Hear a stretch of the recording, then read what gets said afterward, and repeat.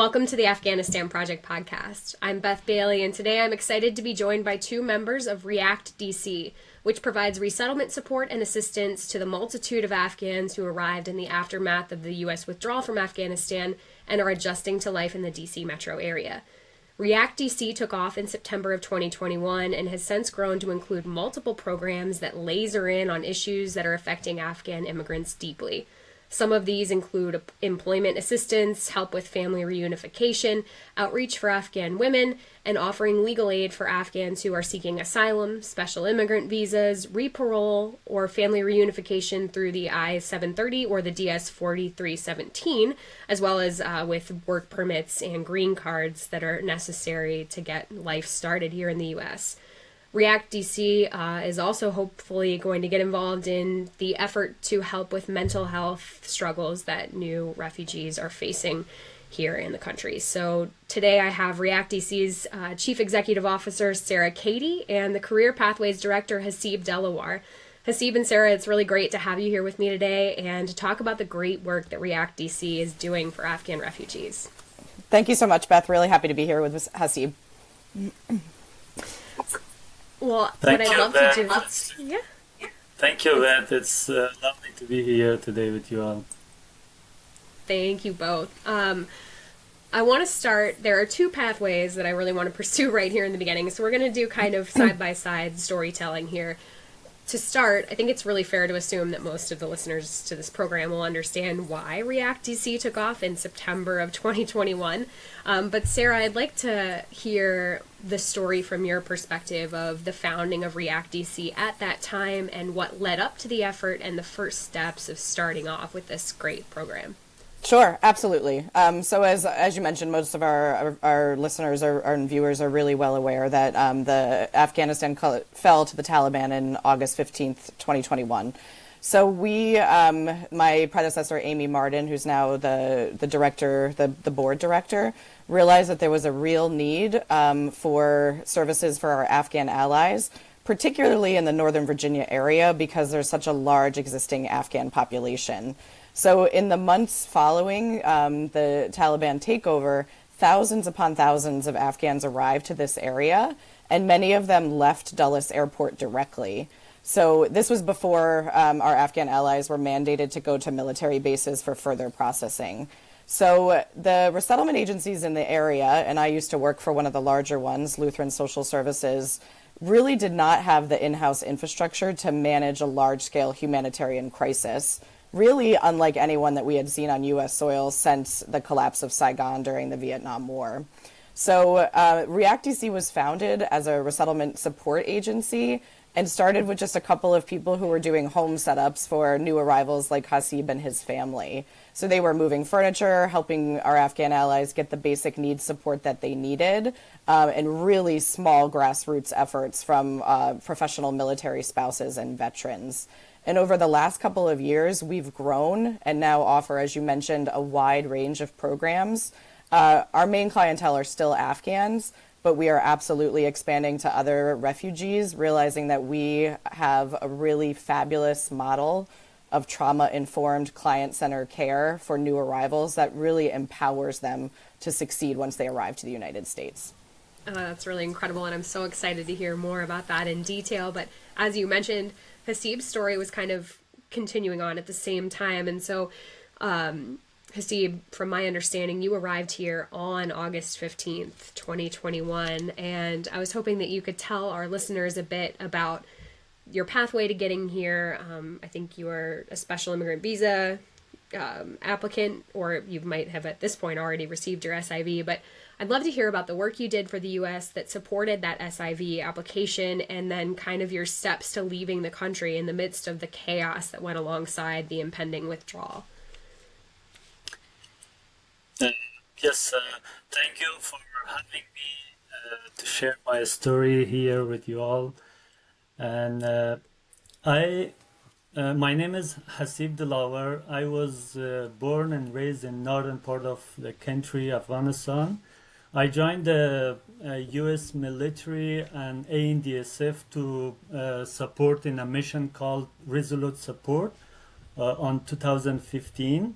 And I worked as a cultural advisor and interpreter till the end of the Islamic Republic government fall on 15 August. I used to work at the same job, and then that make me eligible to get the SIV visa, come to US. So my visa process was already done, but I was fortunate that my flight was scheduled exactly before the fall of Kabul. So I got into the airport, and the time I got into the airport, the Kabul fall. So I was lucky among the rest of the people who didn't go into the chaos that happened in the airport and out of the airport. So that was my story, that I came exactly on 15 August, and directly I came to Qatar. We had a connection flight from Qatar and directly to the Dallas airport in Washington, D.C.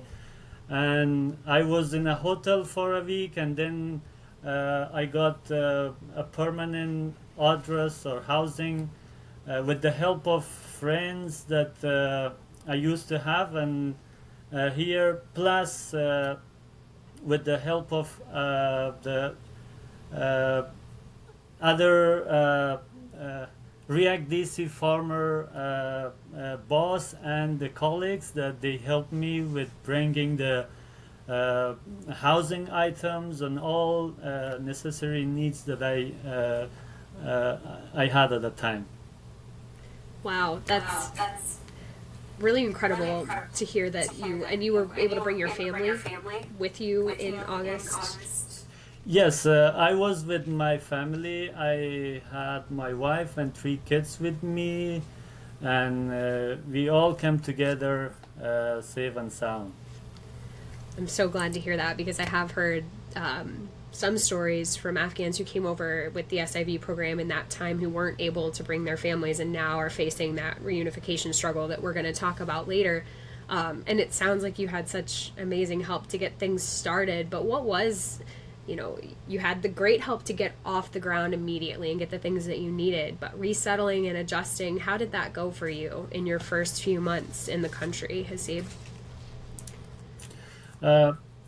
In first few months, I was when I came to Virginia, I was lucky that there wasn't too much overwhelm within the resettlement agencies, and plus I was assigned to one of the Lutheran immigration and Lutheran social services, which is called LSSNCA, and then there was a bunch of volunteers from military veterans who came, who put their hands together with these agencies to help them for resettling Afghan arrivals. So I was lucky to face with a few of my currently my, I can say, colleague, that they helped me in finding me all the necessities that I needed. Like they brought me furniture, they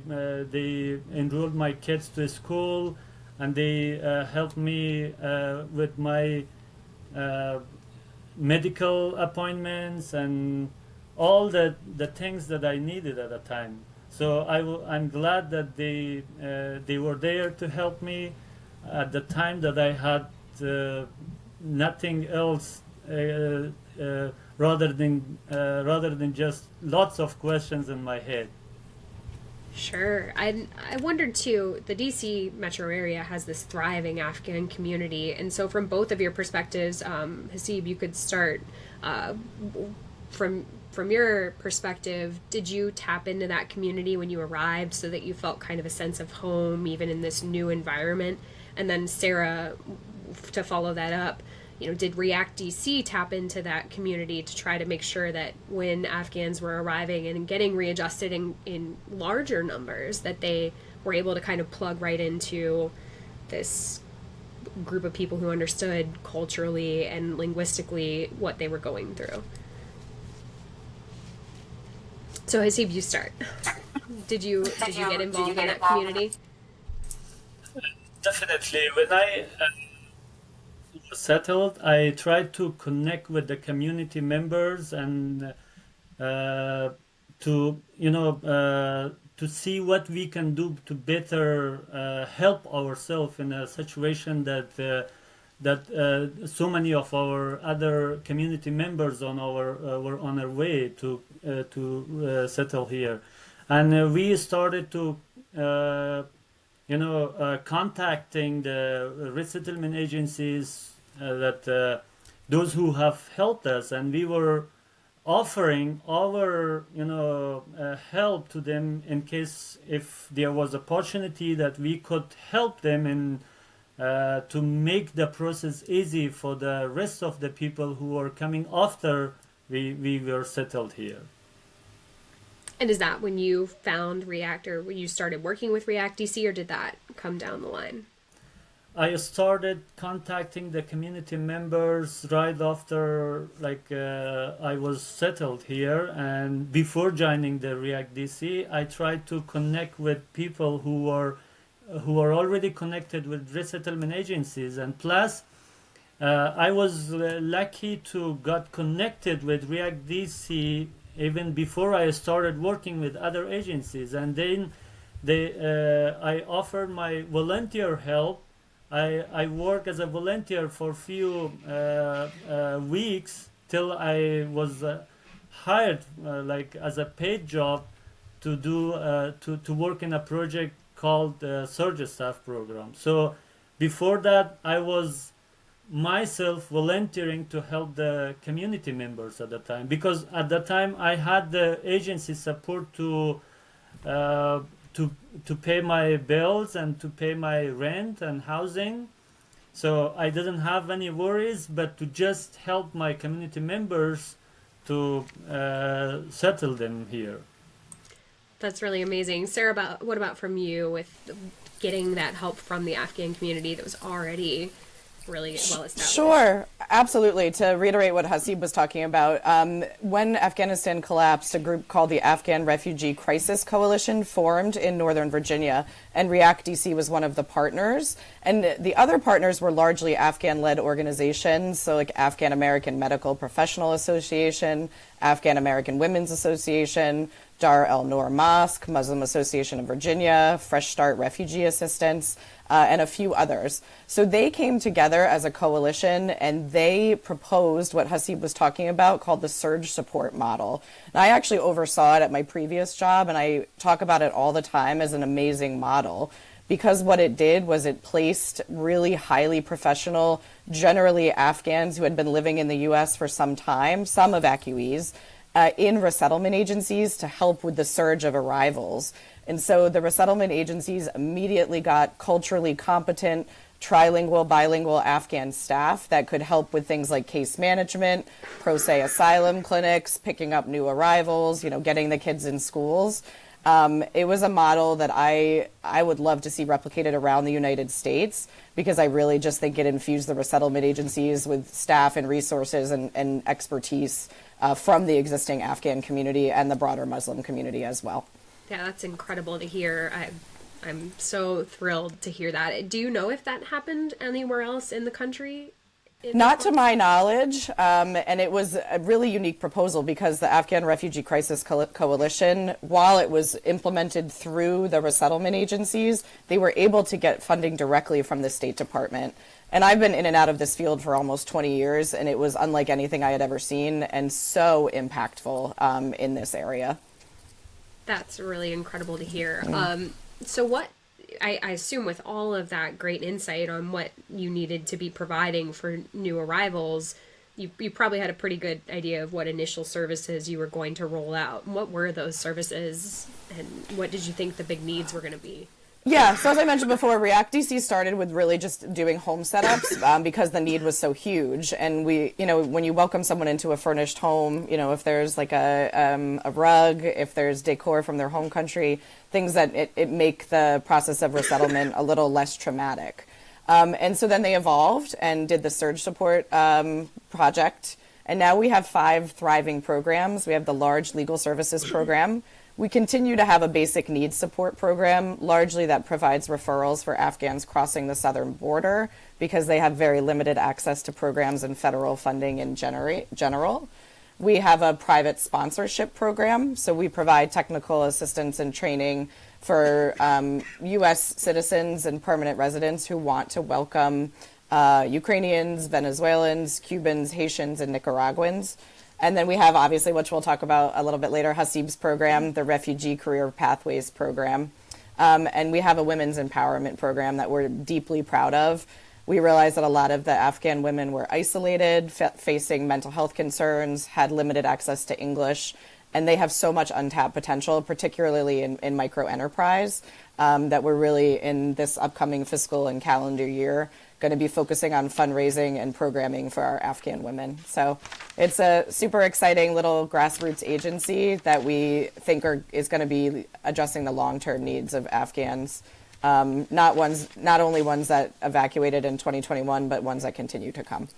Absolutely, because we know that there are hundreds of thousands of Afghans currently in the SIV pipeline. There are all of the Afghans who are waiting in Pakistan to be put through the USRAP process. Like, this is going to be a long-term effort, and it sounds like you're doing really amazing work to have this multifaceted set of programs. I'd love to talk, you talked a bit about the women's program, but when did you realize that you were going to need specific program for the issues that women were facing when they were arriving here?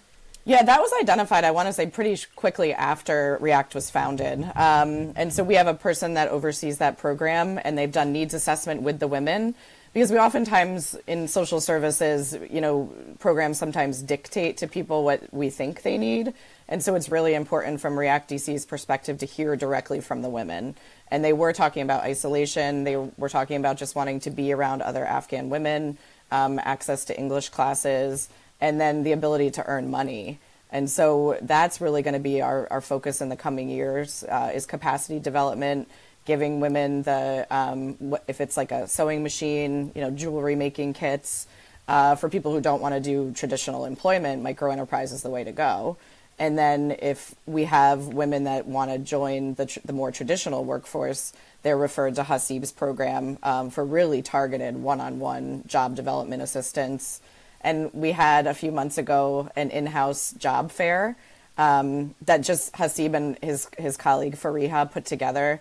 And we had 8 employers and 17 people got jobs that day, which is really amazing for a little in-house job fair and life-changing for those families, whether it be the woman that was working outside the house for the first time or the second wage earner in the family. As we all know, rents in Northern Virginia, DMV area are exorbitant, and we want to make sure that families aren't facing homelessness. And so sometimes that, even if it's a part-time job for a woman, can make all of the difference. So absolutely. Well, Hasib, I'd love to hear about the Career Pathways program, how it came to be, and what you've been doing with it, and why it's important. I mean, Sarah, you just hit on some of the big reasons why it's so important in that very expensive area, but how has that been for you, and what are you doing right now, Hasib? Yes, the main thing that if we want to help the immigrants is to find them ways to stand on their own feet, and that's the employment. So we sit with them and we review what they have done in the past, what they are willing to do here, what are the opportunities, and we sit with them and we make resume based on the job market criteria, and then we do some cultural orientation according to the U.S. job market requirements, and then we have some mentorship program. We mentor them in this path, and then we connect them with the employers that there are openings from different companies, and then after we ask them to apply, or we assess them to apply for certain positions according to their qualification. And then we do follow-up with the employers, and we encourage and ask the employers to give chance to the immigrants that they are really passionate to work and start, standing on their own feet. That's an incredible effort. I'm wondering, in the past, I have met many Afghans who, in Afghanistan, they did things like one interpreter I knew had been a doctor. And when he came here, he obviously had to go retrain here to qualify to be a doctor in the U.S. How often is that something that people are facing in the Career Pathways program, where they really want to maybe practice law like they did at home, or teach, and now they need that new certification? Are you able to help them find ways to achieve that too, as they're working another job just to make ends meet at the same time? Exactly. There are majority of clients that they are willing to upskill whatever they have done in the past, and they want to continue doing the same career they did in their home country. So we try to,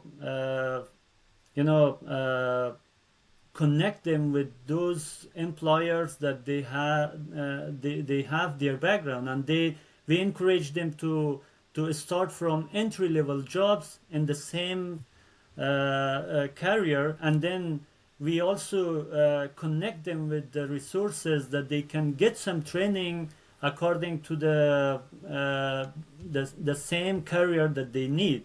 So that way they start working in the same field, though it's an entry, but on the long term they get some training, they get used to the environment, and they get familiar with the tools that they use in the same career, and that's a transition to their the same career they want to make here. But on the other hand, there are other clients that they want to reskill. For example, they used to be a lawyer, but going through the process of becoming a lawyer, it's challenging, but it's possible. But some of them, due to their current situation, they cannot go to the same career, but they change their career to other careers. Like, for example, they get some IT certifications. They go they do some 6 to 1 year IT training and certifications, and that make them to work as an entry level job in a IT company or in any other field that they get the training. So this is the same for other sectors. We are dealing with upskilling and as well as reskilling for the immigrants. That's incredible, and I like that it's a pathway. You might start in an entry-level job, but if it's something that you loved before, you're still, touching on the same things that you did before. Or if it's something new that you want to learn, you're learning it from the top or from the bottom up. That's really fantastic. I wanted to talk about the family reunification. I mentioned it a bit at the beginning, but it's become a big issue in recent months. I'm always hearing people talk about family reunification. And so can you explain why families were separated during the withdrawal and what the barriers have been to getting them back together again? Sure. And so obviously we all saw those chaotic images at the Kabul airport, which were deeply disturbing, and people had to make heart-wrenching decisions. But oftentimes, if it was like the male in the family that had been working with the U.S. troops or as an interpreter, was oftentimes the only one that could get out. And so we've been dealing and serving with families that left, women that left their children behind. Certainly many males who left their wives and their children behind. We've seen unaccompanied refugee minor children. And so it's been an ongoing concern from mostly, obviously, a mental health and trauma perspective. And so we are proud in our React DC legal services that we've just expanded. We originally started just doing asylum, and now our legal services have expanded. And so we are completing the DS 4317 form. And for people that have received asylum and or permanent residency, we're able to file the I-730. And so it is really on our radar in terms of being able to provide concrete legal services that will help people reunify with their loved ones. And then I'm a clinical social worker, so the mental health implications of being away from your family in a really chaotic, traumatic evacuation, that needs to be dealt with and services provided over the long term. I remember just when I was at one of the resettlement agencies hearing, it makes me really emotional, hearing one of the young children sort of wailing in the background because they had been separated from both parents. And an aunt was, trying to get services, but outside of her depth because it was the child was severely traumatized and really needed to be with parents. And so we, again, are just really honored to be able to help in a small way, and it will not solve the problem, and many families will remain separated for years to come, but it is something that is on our radar, and we will continue to expand our services if there's new pathways, and we will keep ourselves up to date on ways to counsel folks for the best way to be reunited. Sure. I don't think we have... I certainly hadn't thought about it myself until I heard a heart-wrenching story about a young girl who was brought here by her father and his new wife, but her mother was behind in Afghanistan, and she was just struggling so badly to adapt because how can you... And to know that the family who remains behind is under the Taliban now, where life is... Jason Haug said on, I think, 2 weeks ago's episode that life under the Taliban now is short and brutal again. And how can you begin to move on when you know what your family is facing? Absolutely. So it's such an important topic, and I'm glad you guys are on it. Kind of related, you mentioned people who have gotten asylum, and it just makes me think of the episode we had with Jill Marie Bussey several months ago now about the re-parole process that was underway. Because for listeners who didn't get to watch that episode, when Afghans like Hasib, although Hasib, you came on an SIV, so you were in a different category here, but many of the Afghans who came during Operation Allies Welcome were put into the humanitarian parole process, which is a 2-year offer of parole. And so when we hit the 2-year anniversary, many of those individuals had to then get re-paroled. And Jill Marie was talking about, that process and some of the hitches that they expected. And I just wondered, what are you seeing now, several months after many of those re-paroles would have, needed to be filed? Is that process going the way that, is it going in a positive direction? I would say yes. So when it was first announced, there was a lot of back and forth, and people were unsure of what it would look like. And, there was initial guidance, and then it would be retracted, and every attorney had a different opinion. So React DC has now successfully had dozens of people apply for re-parole. And we were prioritizing people that could potentially be out of status, meaning that the parole expired, because that's not something that you want to happen as a refugee, immigrant, anyone, not native born to the U.S. So we really prioritized helping people to do re-parole if we were worried that it was going to expire and they didn't have any other pathway to stay permanently. And so I'm sorry, can you hear my dog? He sounds like there's somebody outside, and he is very concerned. I'm assuming it's my son coming back, but sorry about that. Okay. So a lot of the confusion was also that there was something called auto re-parole. And so if people had asylum pending, we were told that they did not need to apply for re-parole. And so there was just a lot of unknowns. And we did have people that unfortunately did lose their jobs because they did not have an updated work authorization.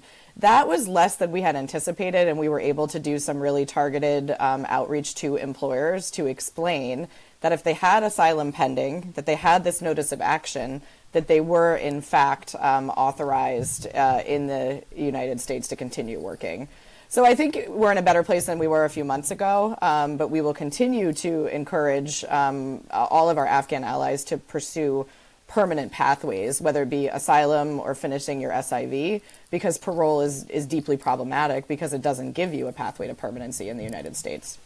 Sure, absolutely. And I cannot imagine the feeling, and I think all of this leads to what we've been discussing this entire time, kind of the mental health aspect of being a refugee, having, I wanted to, when we were prepping for this, you had sent me this amazing Military Times article about mental health for Afghan refugees, and I just want to cite some of the things that are in that article.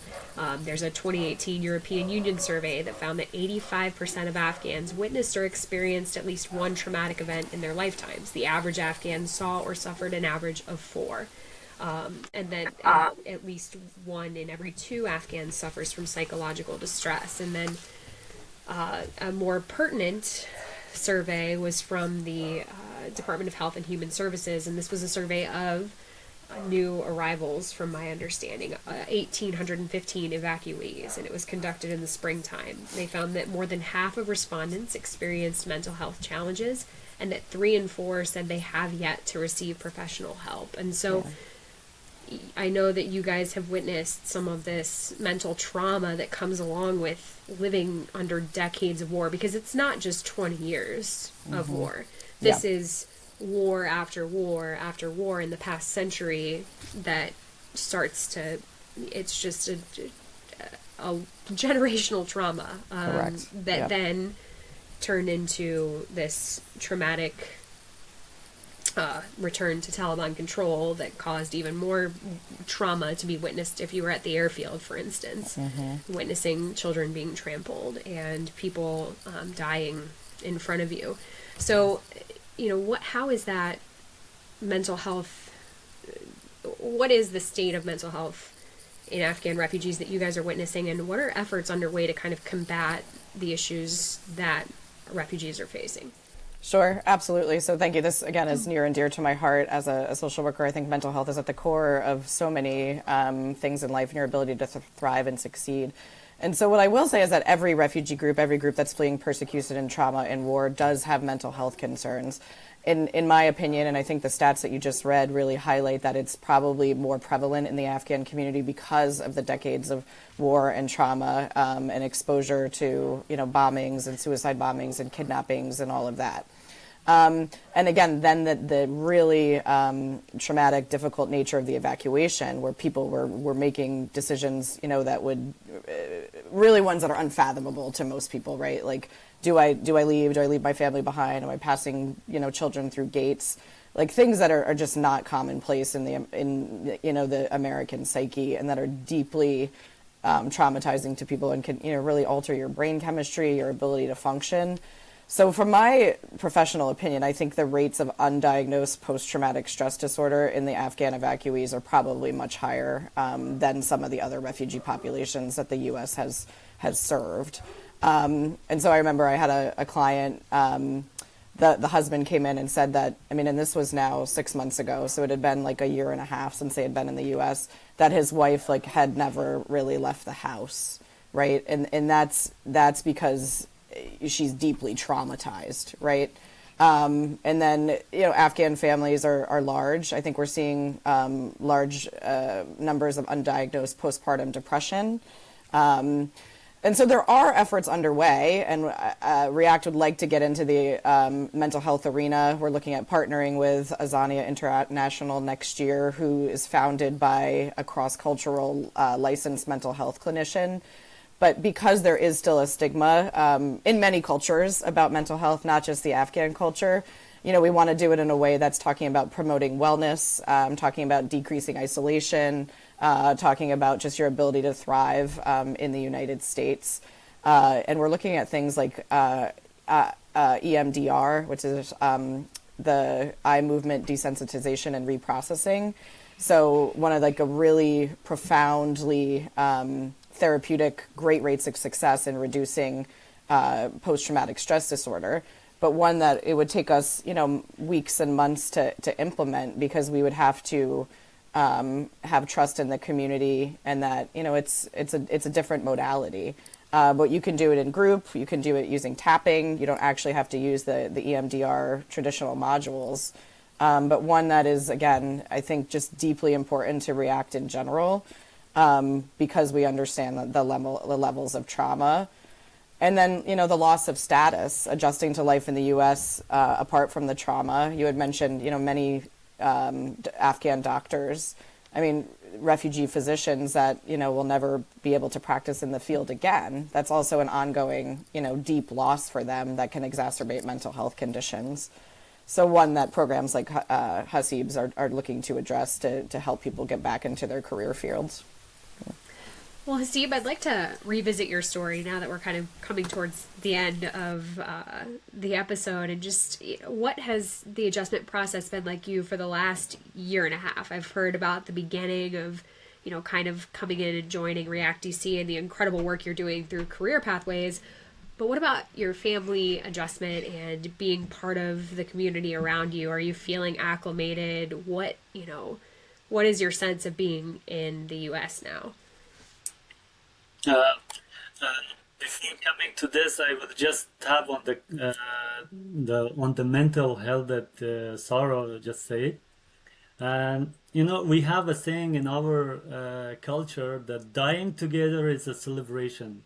Though we had so many war and traumas back in the country, but we were all living together with families, friends, and everybody had the same situation. That way, it doesn't cost too much of mental health back in the country, but leaving all families and everything behind, coming to an extremely individualized country from a extremely socialized and joint families way of living and everything, it will be itself a challenge. So that leaving everything behind and coming and living in a way that you don't know your neighbors, you don't talk too much with your friends, and you don't know anybody where you live, just in your apartment, and you and your kids and family. And so this is itself a challenge, even if they are having a good income and a good hobbies or whatever. But this itself is a challenge, apart from what if we go beyond the traumas that they have faced on their path to coming to the US. They wait long time in the air bases and the military bases. So I can understand that those are the challenges that we have to we don't have to expect the normal way of treatment from such traumatized community. If there are some some abnormality, so it's not because of the nature of the community members, but because of the traumas and the way they have gone through. So for my family, coming back to your question, for my own family, I keep myself with the kids and my family, because I can understand if I leave my wife alone without giving my time to them, it would make worse the life for her and for my kids. I keep taking them to the hobbies, different hobbies that there are available in the community or in the society, and I keep asking them to encouraging them to learn the language and integrate in the society, go find friends and talk to the people, and also I encourage to start working, because kids are happier than the moms. Kids can go to school, they can get along with their classmates, and they are happy, not too much comparing with the trauma is more with the women who are living alone at home. So that's the big challenge that for me, we are trying to keep ourselves positive and happy, and talk to the community members and talk to the people who are around us, and that's how we are making the life easier for us. Yeah, replicating some of that community that is so famous in Afghanistan, and it's so different here. It really is. So I can imagine, and you know what? I think that the U.S. could could take some of that Afghan spirit of community and run with it ourselves. I think it would make us a happier country to do that, to be more close with our neighbors. And I say this knowing that I know very few of my own neighbors' names, so I need to take that to heart myself. But I love that, Hasib. It's great that you guys are working on that in a positive way. As a final question for both of you, I'd love to know, what can our listeners do to support REACT DC and Afghan refugees around the country? Sure. So that's a great question. We're in a phase right now where we really want to rejuvenate our volunteer base. And so in 2021, we had lots of volunteers, and they've sort of tapered off. And so we really want to rejuvenate our volunteer pool. You can visit our website at www.reactdc.org. And we need volunteers to drive women to jobs interviews. We need resume prep, ESL. If you have connections to employers, if you have a passion for mental health, there's just so many different opportunities to get involved. And then we always ask that people can continue to advocate for the passage of the Afghan Adjustment Act. So that's legislation that has not passed yet that would allow all of our Afghan allies to, without going through the burdensome asylum process, obtain permanent residency. So that's another way to get involved. And Hasib, do you have other thoughts on ways for people to engage, either with your program or with REACT in general? I think you mentioned everything that was needed. Actually, we really need more hands to put together with our hands and to have better achievements. No mission is possible alone with ourselves. So the missions are easier when we have a lot of hands with us and lots of support from the from the society. So we encourage everybody to put their hands together to help the new Americans, I can say, to get easily settled and be a positive and a good productive member in the society. Those are great answers. And before we close today, I want to put out the ever important call. Michael and I like to end every episode with a letter from an Afghan about their situation, prior to the withdrawal, during the withdrawal, after the withdrawal, just anything that they've experienced in life that they would like the world to hear from their own pen or mouth. If you can send, an audio file. So if you would like to have your episode or your story included in a future episode, and you're, whether you're in the US, in a third country, in Afghanistan still, you can send your correspondence to our show address, which is the Afghanistan Project Podcast at gmail.com. And then Sarah and Hasib, I just want to thank you for everything that you're doing for Afghans who are newly arrived and looking to start a life in America. It's really an incredible effort at REACT DC. Thank you so much, Beth. It's really been the biggest privilege of my entire professional life to work with our Afghan allies. So it's our pleasure. Thank you, Beth.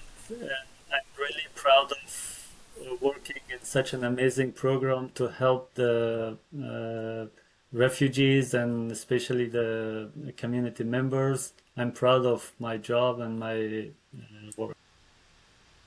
Well, thank you all, and thanks to our listeners for sharing their time and supporting the people of Afghanistan. As always, Tasha Kaur, and I hope to see you again soon.